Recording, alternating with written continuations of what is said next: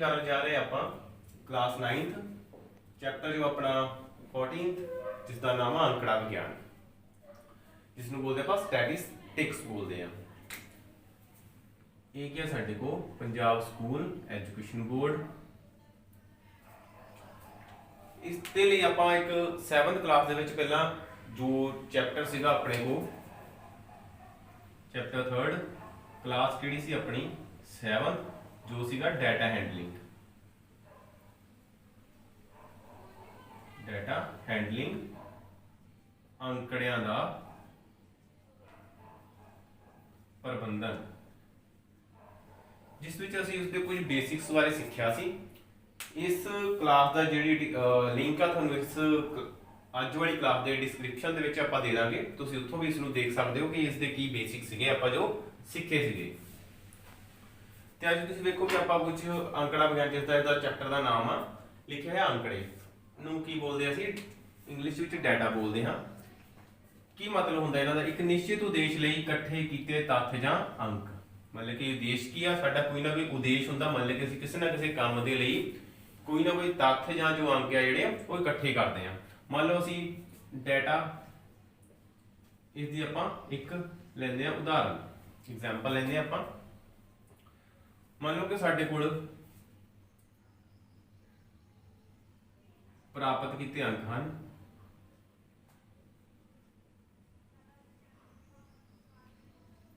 नाल असीं ले लैंदे विद्यार्थियों की गिणती।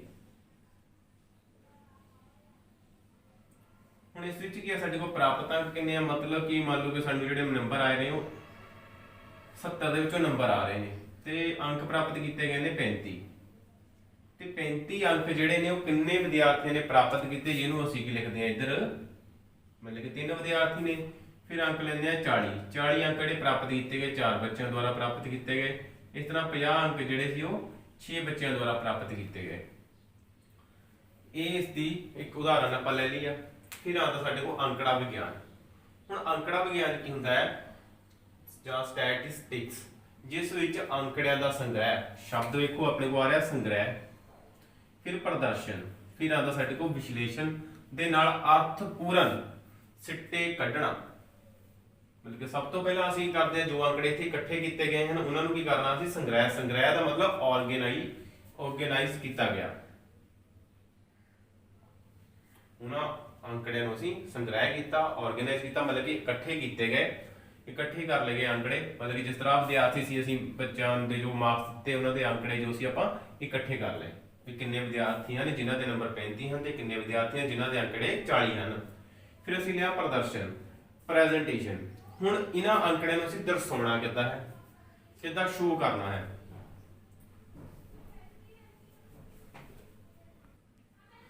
असीं करना जिहड़े भी अंकड़े असीं इत्थे इकट्ठे कीते हैं उन्हां अंकड़ियां नूं असीं किस किस ढंग नाल दर्शा सकते हैं, मतलब कि किसी देखण वाला उन्हां नूं किस तरह समझ सकता है। हुण प्रेजेंटेशन आती है, प्रेजेंटेशन के लिए असीं की करते हैं। सब तो पहला साडे कोल आउंदा है सारणी, इसनूं असीं बोलते हैं टेबल। फिर साडे कोल आउंदा है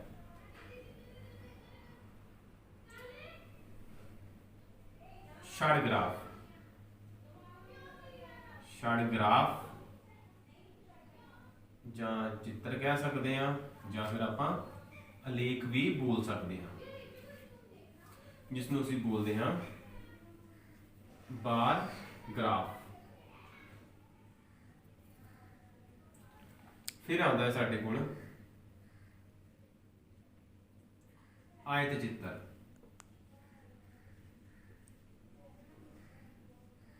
आयत चित्र जिसनूं असीं बोलते हैं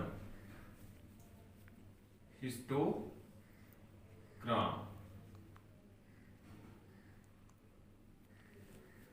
फिर साडे को इस तरह आता है, साडे को आता है बारंबारता बहुभुज,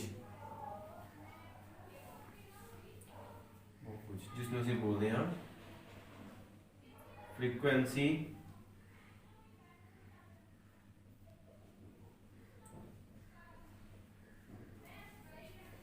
फ्रीक्वेंसी पॉलीगॉन। इस तरह फिर साडे को आंदा है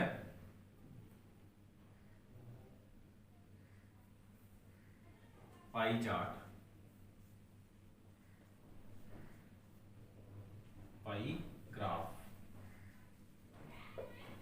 इस तरह प्रेजेंटेशन दे विच साडे को आ जो मैथड ने इस तरह असीं इन्हां नूं अंकड़ियां नूं दर्शा सकते हैं। फिर साडे को आंदा विश्लेषण, एनालाइज करना। मतलब कि एनालाइज का मतलब कि अंकड़ियां नूं समझना कि जो अंकड़े दिते गए हैं ये सानू किस चीज़ के बारे जानकारी दिंदे हैं, की है इन्हां नूं असीं किस तरह जिहड़ा इन्हां दा हल जिहड़ा असीं कर सकते हैं। हुण जिस तरह असीं प्रदर्शन दे विच जां प्रेजेंटेशन दे विच असीं कुछ ढंग सीखे सीगे कि जिस तरह असीं डाटा नूं दर्शा सकते हैं। जिस पहला ही साडा प्रदर्शन जिस विच असीं साडे कोल लिखा टेबल जां सारणी। हुण ये की हुंदा है कि मान लो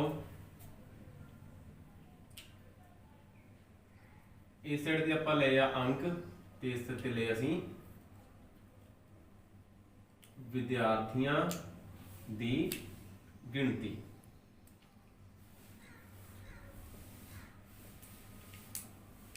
प्राप्त अंक विषय ले लो तुसीं कोई भी, चलो गणित विषय आपां ले लैंदे आ। ये गणित विषय का जो एग्जाम या पेपर होया साडे को 70 नंबर का सी, उहदे विच जो अंक प्राप्त किए गए विद्यार्थियों द्वारा 30 40 35 50 45 ये लेंगे सी। हुण 30 अंक प्राप्त किए गए, किन्ने विद्यार्थियों ने 30 अंक प्राप्त किए असीं मान लैंदे आ जी 5। इस तरह ही 40 विद्यार्थियों ने किन्ने अंक प्राप्त 40 अंक किन्ने विद्यार्थियों ने प्राप्त किए 4। 35 अंक 6 विद्यार्थियों ने प्राप्त किए। 50 अंक 7 विद्यार्थियों ने प्राप्त किए। 45 अंक जो 3 विद्यार्थियों ने प्राप्त किए। हुण इस तो असीं की कढ सकते हाँ, इस साइड की आ रहा विद्यार्थियों की गिणती, इस नाल सानूं ये पता लग जाएगा कि विद्यार्थी साडे कोल किन्ने हन। असीं इत्थे लिखदे हां जोड़, ते जोड़ किहदा करना असीं इस साइड ते असीं जोड़ करांगे। 5 4 9 9 6 15 15 7 22 22 ते 3 25 साडे कोल कितना बन जाता है। इसदा मतलब कि विद्यार्थी किन्ने हन अपने को 25 विद्यार्थी हन।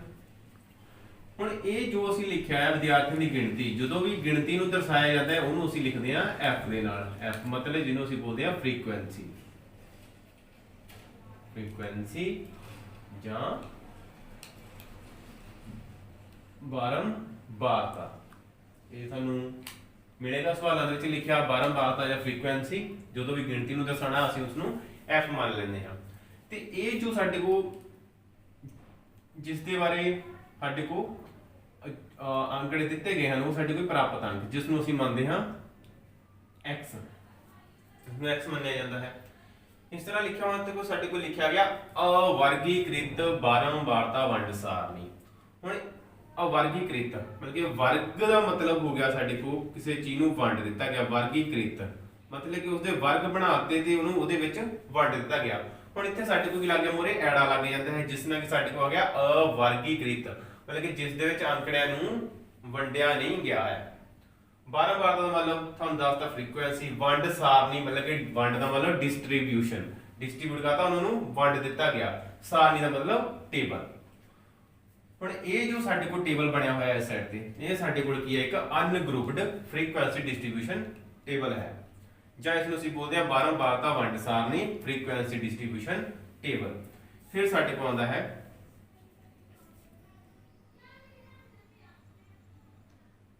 वर्गीकृत।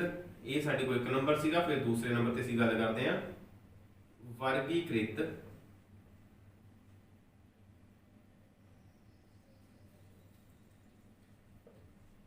बारंबारता वंड सारणी। ये साडे कोल आ गया ग्रुप्ड फ्रीक्वेंसी डिस्ट्रीब्यूशन टेबल। हुण देखो कि असीं इस ही टेबल दे विच कुछ चेंज करांगे। चेंज की करदे हां असीं इसनूं करदे हां 30 तो 40 मतलब तो 40 40 तो 50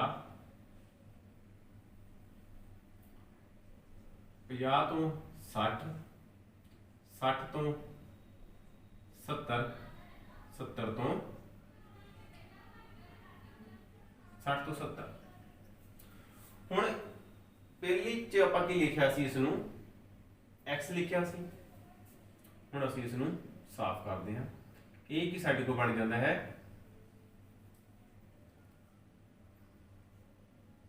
वर्ग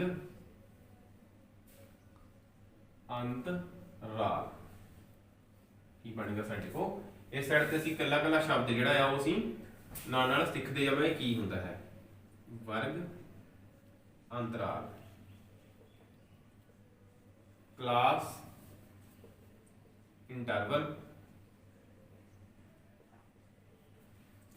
जां फिर इकल्ले आपां क्लास भी कह दिंदे हां। ਹੁਣ ਇਹ ਕੀ ਸਾਡੇ ਕੋਲ ਆਉਂਦਾ ਹੈ वर्ग अंतराल, जिसनों ਅਸੀਂ CI क्लास इंटरवल लिखते हैं। क्लास ਦਾ मतलब ਕਿ ਸਾਡੇ ਕੋਲ क्लास ਬਣ ਗਈ। क्लास ਕਿਹੜੀ ਬਣ ਗਈ 30 ਤੋਂ 40 ਤੱਕ ਦੀ, ਤੇ ਉਸ ਦੇ ਵਿੱਚ ਅਸੀਂ ਕੀ ਇੰਟਰਵਲ ਬਣ ਗਿਆ। ਇੰਟਰਵਲ ਦਾ ਮਤਲਬ ਕਿ ਹਿੱਸੇ ਬਣ ਗਏ ਸਾਡੇ ਕੋਲ ਉਸ ਦੇ। ਜਿਸ ਤਰ੍ਹਾਂ ਆਪਾਂ ਪਿਕਚਰ ਦੇਖਦੇ ਆ, ਪਿਕਚਰ ਦੇ ਵਿੱਚ ਤੁਸੀਂ ਦੇਖਦੇ ਹੋ ਕਿ ਇੰਟਰਵਲ ਲਿਖਿਆ ਹੁੰਦਾ ਕਿ ਜਦੋਂ ਮੂਵੀ ਜਿਹੜੀ ਆ ਅੱਧੇ ਸਮੇਂ ਦੀ ਬੀਤ ਜਾਂਦੀ ਆ ਤਾਂ ਇੰਟਰਵਲ ਲਿਖਿਆ ਜਾਂਦਾ ਹੈ। ਇਸ ਤਰ੍ਹਾਂ ਸਾਡੇ ਕੋਲ ਇੰਟਰਵਲ ਉਸ ਦੇ ਜੋ ਹਿੱਸੇ ਜਿਹੜੇ ਆ ਉਹ ਬਣ ਜਾਂਦੇ ਹਨ। ਇਹ ਤਾਂ ਸਾਡੇ ਕੋਲ ਹੋ ਗਿਆ ਉਸਦਾ ਅਸੀਂ ਵਰਗੀਕ੍ਰਿਤ ਕਰਤਾ। ਮਤਲਬ ਕਿ ਹੁਣ ਕੀ ਹੋਗਾ 30 ਤੋਂ 40 ਅੰਕ, ਮਤਲਬ ਕਿ ਉਹ ਵਿਦਿਆਰਥੀ ਜਿਨ੍ਹਾਂ ਨੇ 30 ਤੋਂ 40 ਤੱਕ ਅੰਕ ਪ੍ਰਾਪਤ ਕੀਤੇ। ਹੁਣ ਤੁਸੀਂ ਉਹ ਕਿੰਨੇ ਵਿਦਿਆਰਥੀ ਨੇ 5, ਉਸ ਦੇ ਵਿੱਚ 5 ਵਿਦਿਆਰਥੀ ਆਉਂਦੇ ਹਨ। ਹੁਣ ਇੱਕ ਚੀਜ਼ ਤੁਹਾਨੂੰ ਹੋਰ ਦੇਖਣ ਨੂੰ ਮਿਲ ਜੂਗੀ ਕਿ 40 ਆਪਾਂ ਇਸ ਸਾਈਡ ਤੇ ਵੀ ਲਿਖਿਆ ਤੇ 40 ਇੱਧਰ ਵੀ ਲਿਖਿਆ। ਹੁਣ ਆਪਾਂ ਜੇ ਕਿਸੇ ਵਿਦਿਆਰਥੀ ਦੇ ਮੰਨ ਲਓ 40 ਅੰਕ ਆ ਜਾਂਦੇ ਹਨ, ਉਸ ਨੂੰ ਆਪਾਂ ਕਿੱਥੇ ਲਿਖਾਂਗੇ ਇੱਧਰ ਲਿਖਾਂਗੇ, ਜਾ ਕੇ ਆਪਾਂ ਇਸ ਸਾਈਡ ਤੇ ਲਿਖਾਂਗੇ। ਇਸ ਦੇ ਲਈ ਆਪਣੇ ਕੋਲ ਜੋ ਮੈਥਡ ਹੈ, ਅਸੀਂ 40 ਅੰਕਾਂ ਵਾਲਾ ਵਿਦਿਆਰਥੀ ਅਸੀਂ ਇਸ ਕਲਾਸ ਵਿੱਚ ਨਹੀਂ ਲਿਖਾਂਗੇ। 40 ਅੰਕ ਵਾਲੇ ਵਿਦਿਆਰਥੀ ਨੂੰ ਅਸੀਂ ਦੂਸਰੀ ਕਲਾਸ ਲੈ ਕੇ ਜਾਣਾ, ਜਿੱਥੋਂ 40 ਤੋਂ ਅਗਲੀ ਜਿਹੜੀ ਕਲਾਸ ਆ ਸ਼ੁਰੂ ਹੁੰਦੀ ਹੋਈ ਪਈ ਸ਼ੁਰੂ ਹੋ ਰਹੀ ਹੈ। ਹੁਣ 30 ਤੋਂ 40 ਅੰਕ ਪ੍ਰਾਪਤ ਕਰਨ ਲਈ ਮਤਲਬ ਕਿ 30 ਤੋਂ 40 ਦਾ ਮਤਲਬ 30 ਤੋਂ 40, ਇਸ ਵਿੱਚ ਅਸੀਂ ਕਿਹੜੇ ਅੰਕ ਲਵਾਂਗੇ 30, 31, 32, 33, 34, 35, 36, 37, 38, 39। मतलब कि वो विद्यार्थी जिन्हों के अंक ए वाले अंक आ रहे हैं वो विद्यार्थी 5 हैं साडे कोल। बस जिथे क्लास खत्म हो गई वो वाला अंक जिहड़ा असीं नहीं लेना, मतलब कि 40 नूं असीं इस क्लास दे विच नहीं लवांगे। हुण ये देखो खड़े की किन्ने बन गए ने 1 2 3 4 5 6 7 8 9 ते 1 10 साडे कोल जो नंबर आ वो आ गए ने। इस तरह 40 तो 50 अंक दे विच जिन्हां विद्यार्थी ने अंक प्राप्त कीते वो किन्ने विद्यार्थी साडे कोल 4। इसनूं थोड़ा जिहा असीं होर बदलना है। बदलना की असीं इसनूं असीं थोड़ा जिहा अगे लै जाऊंगे। हुण साडे कोल जो एफ सी एफ साडे कोल सीखीगी 5 4 7 6 ते 7 ये सी। हुण देखो असीं एक गब्बे जिहड़ा एक ਹੁਣ ਅਸੀਂ ਇਸ ਦੇ ਵਿਚਕਾਰ ਇੱਕ ਹੋਰ ਜਿਹੜਾ ਕਾਲਮ ਆ ਉਹ ਐਡ ਕਰ ਲਿਆ ਹੈ। ਇਸ ਦੇ ਵਿੱਚ ਅਸੀਂ ਕਰਾਂਗੇ ਜਿਸ ਤਰ੍ਹਾਂ ਪਹਿਲੇ ਟੇਬਲ ਵਿੱਚ ਅਸੀਂ x ਇੱਥੇ ਅਸੀਂ ਲਿਖਾਂਗੇ xi, ਜਾਂ ਇਸ ਨੂੰ ਤੁਸੀਂ fi ਵੀ ਲਿਖ ਸਕਦੇ ਆ ਜਾਂ ਨਾ ਵੀ ਰਹਿਣ ਦਿਓ, ਕੁਝ ਵੀ ਜਿਸ ਤਰ੍ਹਾਂ ਹੀ ਮਰਜ਼ੀ ਕਰ ਲਓ xi। ਹੁਣ ਅਸੀਂ ਇਸ ਦੀ ਇੱਕ ਕਾਮਨ ਜਿਹੜੀ ਇੱਕ ਸਾਂਝੀ x ਜਿਹੜੀ ਉਹ ਕੱਢ ਲਾਂਗੇ। ਉਹ ਸਾਡੇ ਕੋਲ ਕੀ ਹੋਊਗੀ l ਜਮਾ u बटा 2। ਹੁਣ l जमा u की है हेठली सीमा, हेठली सीमा इसमें बोलते हैं लोअर लिमिट, लोअर लिमिट जिसਨੂੰ ਅਸੀਂ l ਦੇ ਨਾਲ ਦਰਸਾਵਾਂਗੇ। ਫਿਰ ਆਉਂਦਾ ਹੈ ਉੱਪਰਲੀ ਸੀਮਾ ਜੋ ਹੈ ਸਾਡੇ ਕੋ ਅਪਰ ਲਿਮਿਟ ਜਿਸਨੂੰ ਅਸੀਂ u ਨਾਲ ਦਰਸਾਵਾਂਗੇ। ਹੁਣ x ਕੱਢਣ ਦੇ ਲਈ ਅਸੀਂ ਲੋਅਰ ਲਿਮਿਟ ਸਾਡੇ ਕੋਲ ਜਿਹੜੀ ਇਸ ਕਲਾਸ ਇੰਟਰਵਲ ਦੇ ਵਿੱਚ ਛੋਟੀ ਸੰਖਿਆ ਹੋਗੀ ਉਹ ਸਾਡੇ ਕੋਲ ਲੋਅਰ ਲਿਮਿਟ ਹੋਊਗੀ, ਹੇਠਲੀ ਸੀਮਾ ਹੋਵੇਗੀ, ਤੇ ਜਿਹੜੀ ਵੱਡੀ ਹੋਵੇਗੀ ਉਹ ਸਾਡੇ ਕੋਲ ਉੱਪਰਲੀ ਸੀਮਾ ਹੋਵੇਗੀ। ਇਸ ਵਿੱਚ ਕੀ ਕਰਨਾ ਅਸੀਂ 30 ਜਮਾ 40 ਕਰਾਂਗੇ ਵਟਾ 2 ਕਰ ਦਾਂਗੇ। 30 ਤੇ 40 ਸਾਡੇ ਕੋਲ ਕਿੰਨਾ ਹੋ ਗਿਆ 70, 70 ਵਟਾ 2 ਅਸੀਂ ਕਰਦੇ ਹਾਂ, ਸਾਡੇ ਕੋਲ ਕਿੰਨਾ ਆ ਜਾਂਦਾ ਹੈ 70 ਦਾ ਅੱਧ ਕਰ ਦੇਣਾ, ਮਤਲਬ ਕਿ ਆਪਾਂ ਸਾਡੇ ਕੋਲ ਆ ਗਿਆ 35। ਫਿਰ ਅਸੀਂ 40 ਜਮਾ 50 ਨੂੰ ਅੱਧ ਕਰਾਂਗੇ, ਜੋੜ ਕੇ ਅੱਧ ਕਰਾਂਗੇ 90, 90 ਦਾ ਅੱਧ ਕਰਾਂਗੇ, ਸਾਡੇ ਕੋਲ ਕਿੰਨਾ ਆਉਂਦਾ ਹੈ 45। ਹੁਣ ਇਹ ਦੇਖੋ ਕਿ ਸਾਡੇ ਕੋਲ ਪਹਿਲਾਂ 35 ਹੈ, ਫਿਰ ਸਾਡੇ ਕੋਲ 45 ਹੈ। ਤੁਸੀਂ ਧਿਆਨ ਦੇਣਾ ਹੈ ਕਿ ਸਾਡੇ ਕੋਲ ਜਿਹੜਾ ਕਲਾਸ ਇੰਟਰਵਲ ਹੈ ਉਹਦੇ ਵਿੱਚ ਕਿੰਨੇ ਦਾ ਫਰਕ ਹੈ। ਕਲਾਸ ਇੰਟਰਵਲ ਦੇ ਵਿੱਚ ਕਿੰਨੇ ਦਾ ਫਰਕ ਹੈ।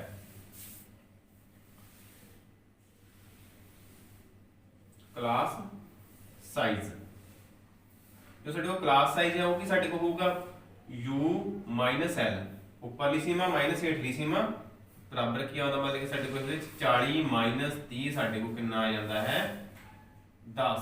ਇਸ ਦਾ ਕਲਾਸ ਸਾਈਜ਼ ਕਿੰਨਾ ਹੋ ਗਿਆ 10। ਮਤਲਬ ਕਿ ਜੇ ਸਾਨੂੰ ਸਾਰਿਆਂ ਦੇ ਵਿੱਚ ਜਿੰਨੇ ਵੀ ਕਲਾਸ ਇੰਟਰਵਲ ਦਿੱਤੇ ਗਏ ਨੇ ਸਾਰਿਆਂ ਦੇ ਵਿੱਚ ਇਸ ਤਰ੍ਹਾਂ 10 ਦਾ ਅੰਤਰ ਹੈ, ਤਾਂ ਤੁਸੀਂ ਇੱਕ ਵਾਰੀ ਜਦੋਂ xi ਕੱਢ ਲੈਂਦੇ ਆ ਫਿਰ ਉਸ ਵਿੱਚ ਉਨਾ ਹੀ ਜਿੰਨਾ ਕਲਾਸ ਸਾਈਜ਼ ਹੈ ਉਨੀ ਸੰਖਿਆ ਆਪਾਂ ਅਗਲੀ ਜਿਹੜੀ ਟਰਮ ਆ ਉਹਦੇ ਵਿੱਚ ਜੋੜਦੇ ਜਾਣਾ ਹੈ। 35 + 10 45, 45 + 10 55, 55 + 10 65। ਹੁਣ ਸਾਡੇ ਕੋਲ ਇਹ ਸੀ ਜੋ ਇੱਕ ਵਰਗੀਕ੍ਰਿਤ ਜਾਂ ਗਰੁੱਪਡ ਫ੍ਰੀਕੁਐਂਸੀ ਡਿਸਟ੍ਰੀਬਿਊਸ਼ਨ ਟੇਬਲ ਜਿਹੜਾ ਸਾਡੇ ਕੋਲ ਇੱਕ ਤਿਆਰ ਹੋ ਜਾਂਦਾ ਹੈ। ਕਲਾਸ ਸਾਈਜ਼ ਲਿਖਿਆ, ਇਸ ਨੂੰ ਅਸੀਂ ਪੰਜਾਬੀ ਚ ਕਹਿੰਦੇ ਹਾਂ ਵਰਗ ਮਾਪ। ਹੁਣ ਪ੍ਰਦਰਸ਼ਨ ਵਿੱਚ ਅਸੀਂ ਟੇਬਲ ਜਿਹੜਾ ਹੈ ਉਹ ਕਰ ਚੁੱਕੇ ਹਾਂ। ਫਿਰ ਸਾਡੇ ਕੋਲ ਆਉਂਦਾ ਹੈ ਬਾਰ ਗ੍ਰਾਫ, ਛੜ ਚਿੱਤਰ। ਹੁਣ ਛੜ ਚਿੱਤਰ ਨੂੰ ਸਮਝਣ ਦੇ ਲਈ ਅਸੀਂ ਇੱਕ ਉਦਾਹਰਨ ਲੈਂਦੇ ਹਾਂ। ਉਦਾਹਰਨ ਕੀ ਲੈਂਦੇ ਹਾਂ, ਅਸੀਂ ਕੁਝ ਸਬਜ਼ੀਆਂ ਦੇ ਨਾਮ ਲੈਂਦੇ ਹਾਂ। ਸਬਜ਼ੀਆਂ ਗੋਭੀ, बैंगन,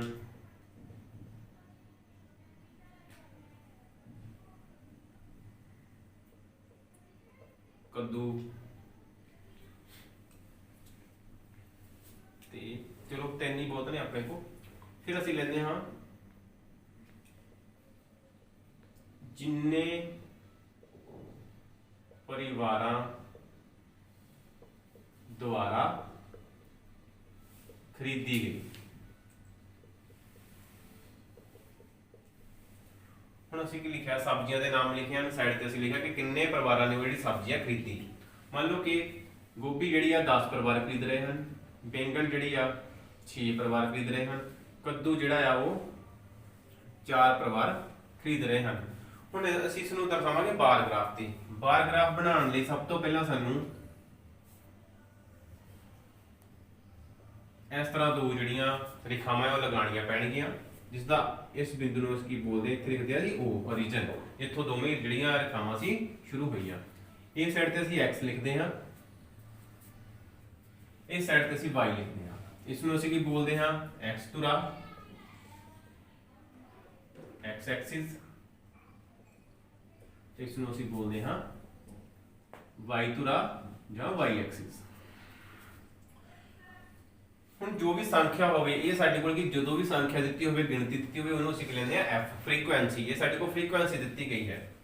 ਇਹ ਕਿ ਦੇਖੋ 4 6 10, ਇਸ ਨੂੰ ਆਪਾਂ ਇਕੁਅਲ ਜਿਹੜੀਆਂ ਕਿ ਬਰਾਬਰ ਕਲਾਸ ਦੇ ਵਿੱਚ ਵੰਡ ਲੈਣਾ ਹੈ। ਮਤਲਬ ਕਿ ਜੇ ਅਸੀਂ ਲਿਖੀਏ 1 2 3 4 5 6 7 8 9 ਤੇ 10, ਮਤਲਬ ਅਸੀਂ ਦੋ ਭਾਗਾਂ ਵਿੱਚ ਵੰਡ ਲੈਂਦੇ ਹਾਂ। 1 2 3 4 5, ਮਤਲਬ ਇਸ ਨੂੰ 5 ਭਾਗਾਂ ਵਿੱਚ ਵੰਡ ਲਿਆ। ਹੁਣ ਇਸ ਸਾਈਡ ਤੇ ਅਸੀਂ 2 ਲਿਖਿਆ, ਜਿੰਨੇ ਅਸੀਂ ਫਰਕ ਨਾਲ 2 ਲਿਖਿਆ ਹੈ ਉਨੇ ਹੀ ਫਰਕ ਨਾਲ ਅਸੀਂ 4 ਲਿਖ ਲੈਣਾ ਹੈ। 4 6 8 ਤੇ 10 ਤੇ x ਤੋਂ ਤੇ ਕੀ ਲਿਖਾਂਗੇ, ਜੋ ਵੀ ਸਾਡੇ ਕੋਲ ਸਬਜ਼ੀਆਂ ਹਨ।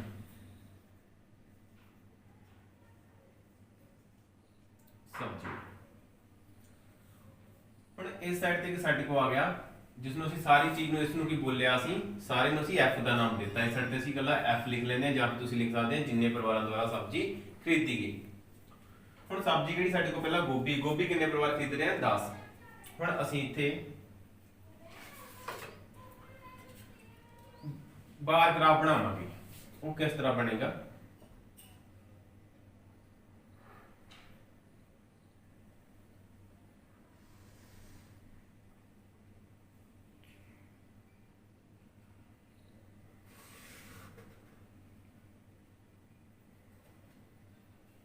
ਇਸ ਤਰ੍ਹਾਂ ਅਸੀਂ ਦੋ ਜਿਹੜੀਆਂ ਲਾਈਨਾਂ ਲਗਾਈਆਂ।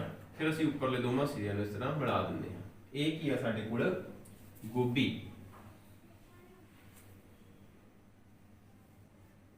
ਗੋਭੀ ਜਿਹੜੀ ਕਿੰਨੇ ਪਰਿਵਾਰਾਂ ਦੁਆਰਾ ਖਰੀਦੀ ਗਈ? 10 ਪਰਿਵਾਰਾਂ ਦੇ ਦੁਆਰਾ। ਹੁਣ ਬਾਰ ਗ੍ਰਾਫ ਬਣਾਉਣ ਲੱਗੇ ਇੱਕ ਗੱਲ ਦਾ ਧਿਆਨ ਰੱਖਣਾ ਕਿ ਇਸ ਦਾ ਜੋ ਸਾਈਜ਼ ਅਸੀਂ ਰੱਖਿਆ ਹੈ, ਜਿੰਨੀ ਵੀ ਅਸੀਂ ਇਸ ਦੀ ਚੌੜਾਈ ਰੱਖੀ ਆ, ਜਿਹੜੀ ਅਗਲੇ ਬਾਰ ਬਣਨਗੇ, ਦੇਖੋ ਇਸ ਤਰ੍ਹਾਂ ਜੋ ਵੀ ਆ ਸਾਡੇ ਕੋਲ ਇੱਕ ਆਇਤ ਬਣ ਰਿਹਾ ਜਾਂ ਆਇਤ ਵਾਲੀ ਸ਼ੇਪ ਦਾ ਇੱਕ ਚਿੱਤਰ ਬਣ ਰਿਹਾ ਹੈ, ਜਿਸ ਨੂੰ ਅਸੀਂ ਬਾਰ ਬੋਲਦੇ ਹਾਂ। ਇਹ ਸਾਡੇ ਕੋਲ ਕੀ ਆ? ਛੜ ਜਾਂ ਬਾਰ। ਹੁਣ ਇਸ ਤਰ੍ਹਾਂ ਅਸੀਂ ਗੋਭੀ ਦਾ ਬਾਰ ਬਣਾਇਆ, ਇਸ ਤਰ੍ਹਾਂ ਹੀ ਬੈਂਗਣ ਤੇ ਕੱਦੂ ਦਾ ਬਣਾਵਾਂਗੇ। ਹੁਣ ਬੈਂਗਣ ਕਿੰਨੇ ਪਰਿਵਾਰ ਖਰੀਦਦੇ ਨੇ? 6। ਹੁਣ ਅਸੀਂ 6 ਦੇਖਦੇ ਹਾਂ। 6 ਤੋਂ ਅਸੀਂ ਇਸ ਤਰ੍ਹਾਂ ਜਾਂ ਤਾਂ ਪਹਿਲਾਂ ਸਿੱਧੀ ਲਾਈਨ ਲਗਾ ਲਓ ਤੁਸੀਂ, ਇਹ ਸਾਡੇ ਕੋਲ ਆ ਜਾਂਦੀ ਹੈ 6 ਵਾਲੀ ਰੇਖਾ। ਹੁਣ ਫਿਰ ਅਸੀਂ ਇਸ ਤਰ੍ਹਾਂ ਹੀ ਦੇਖੋ, ਇੰਨੇ ਹੀ ਫਰਕ, ਇੰਨੇ ਹੀ ਬਾਰ, ਇੰਨੀ ਜਿੰਨੀ ਚੌੜਾਈ ਦਾ ਇਹ ਬਾਰ ਬਣਿਆ ਉਨੀ ਹੀ ਚੌੜਾਈ ਦਾ ਅਸੀਂ ਇੱਕ ਹੋਰ ਜਿਹੜਾ ਬਾਰ ਆ ਉਹ ਬਣਾ ਲਾਂਗੇ।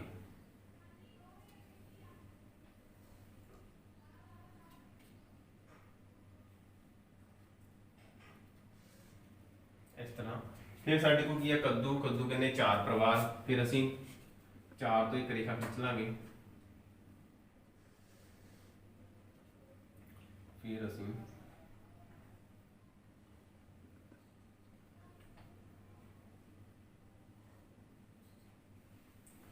ਤੋਂ ਜਿਹੜੇ ਬਾਰ ਆ ਉਹ ਬਣਾ ਲਿਆ। ਇਸ ਨੂੰ ਸਾਫ਼ ਕਰ ਦਿੰਦੇ ਹਾਂ। ਇਹ ਜੋ ਸਾਡੇ ਕੋਲ ਬਣ ਜਾਂਦਾ ਹੈ ਬੈਂਗਣ ਦਾ ਬਾਰ ਬਣ ਗਿਆ। ਇਹ ਕੀ ਸਾਡੇ ਕੋਲ ਬੈਂਗਣ ਜੋ 6 ਸੀਗਾ, ਇਹ ਸੀ 10 ਪਰਿਵਾਰ, ਇਹ ਸੀ 4 ਪਰਿਵਾਰ, ਜੋ ਸਾਡੇ ਕੋਲ ਹੈ ਕੱਦੂ। ਇਸ ਤਰ੍ਹਾਂ ਸਾਡੇ ਕੋਲ ਕਿਹੜਾ ਬਾਰ ਗ੍ਰਾਫ ਉਹ ਤਿਆਰ ਹੋ ਜਾਂਦਾ ਹੈ। ਸਿਰਫ ਤੁਸੀਂ ਧਿਆਨ ਕੀ ਰੱਖਣਾ ਕਿ ਜਿਹੜੇ ਵੀ ਬਾਰ ਬਣਾ ਰਹੇ ਆ ਉਹਨਾਂ ਦੀ ਜਿਹੜੀ ਚੌੜਾਈ ਆ ਜਾਂ ਬ੍ਰੈਡਥ ਆ ਜਾਂ ਵਿਡਥ ਆ ਉਹ ਆਪਾਂ ਇੱਕੋ ਜਿਹੀ ਹੀ ਰੱਖਣੀ ਆ, ਉਹਨਾਂ ਦੇ ਵਿੱਚ ਕੋਈ ਵੀ ਫਰਕ ਨਹੀਂ ਪੈਣਾ ਚਾਹੀਦਾ। ਅਗਰ ਉਹਨਾਂ ਵਿੱਚ ਕੋਈ ਫਰਕ ਪੈ ਜਾਂਦਾ ਹੈ ਤਾਂ ਸਾਡਾ ਜਿਹੜਾ ਬਾਰ ਗ੍ਰਾਫ ਆ ਉਹ ਗਲਤ ਮੰਨਿਆ ਜਾਵੇਗਾ।